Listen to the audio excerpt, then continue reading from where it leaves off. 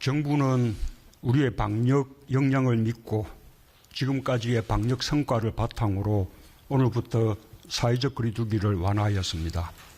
전국적으로 거리두기 단계를 1단계로 조정하고 수도권은 2단계 조치의 일부를 유지하는 등 지역별 상황에 따라 탄력적으로 방역 조치를 적용하기로 했습니다.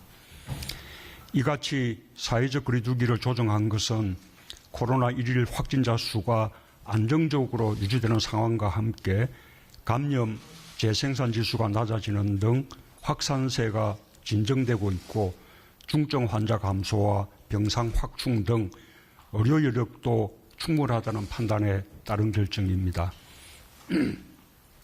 특히 오랜 방역 강화 조치로 가중되고 있는 민생 경제의 어려움과 국민들의 피로감도 종합적으로 고려했습니다. 다만 고위험 다중이용시설 등의 방역 관리는 한치의 빈틈도 없도록 하겠습니다.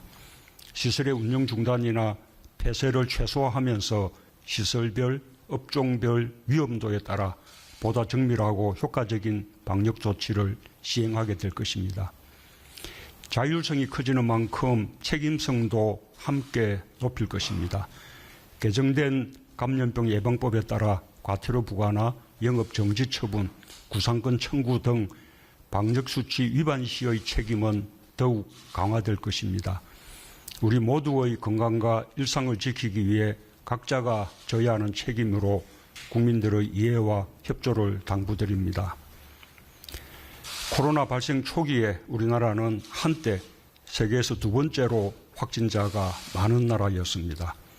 그 이후에도 재확산의 위기들이 있었지만 우리는 그때마다 위기를 성공적으로 극복해 왔습니다. 가장 큰 위기가 될 수도 있었던 추석 연휴의 고비도 지금까지 잘 넘겨가고 있습니다. 전 세계 일일 확진자 수가 35만 명을 넘어서며 최대 기록을 갱신하고 있고 이에 따라 각국에서 여러 가지 비상조치를 강화하는 상황이지만 한국은 매우 예외적으로 선방하고 있다고 자신 있게 말할 수 있습니다.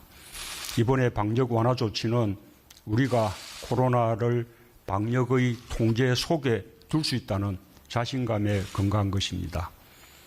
그러나 염려가 없다고는 할 수 없습니다.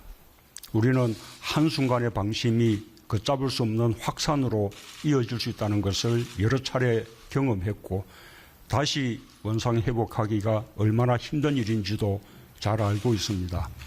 그런 일이 되풀이되지 않도록 국민들께서 유지되는 방역 조치와 안전 수칙들을 잘 지켜주실 것을 다시 한번 특별히 당부드립니다. 정부도 이번의 방역 완화 조치가 계속적인 방역 완화로 이어지는 징검다리가 될 수 있도록 더욱 비상한 각오로 임하겠습니다. 전 세계적인 코로나 위기 속에서 우리는 방역과 경제 모두에서 강한 메모를 보여주며 위기에 강한 나라 대한민국으로 국가적 위상이 높아지고 있습니다. 모두가 국민들 덕분입니다. 위기의 순간 더욱 단결하고 힘을 모으는 위기 극복 유전자를 가진 우리 국민이 있었기에 가능한 일입니다. 정부는 국민을 믿고 더욱 심기일전하겠습니다. 위기에 맞서 국민의 생명과 안전을 지키고 경제와 민생 보호에 책임을 다하는 든든한 정부가 되겠습니다. 방역에서도 더욱 확실한 성과를 내고 경제 회복의 속도도 한층 높여 방역과 경제 모두에서 성공한 나라로 나아가겠습니다. 가장 가슴이 아픈 것은 코로나가 장기화되며 많은 국민들께서 경제적 고통을 겪고 있는 것입니다. 일자리를 잃거나 일자리를 구하지 못하고 있는 국민들, 여행, 관광, 예술, 문화 등 코로나의 직접적 타격을 받는 업계 종사자들, 급격한 매출 감소로 어려움에 처해 있는 중소상공인과 자영업자들을 생각하면 매우 마음이 무겁습니다. 이번 거리두기 단계 조정이 다시 힘을 낼 수 있는 계기가 되길 희망합니다. 정부는 하루속히 경제 활력을 되찾을 수 있도록 최선의 노력을 기울이겠습니다. 국민들께서도 정부와 함께 해주시기 바랍니다.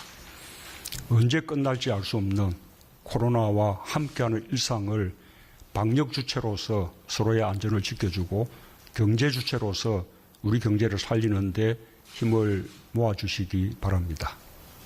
네, 이상입니다.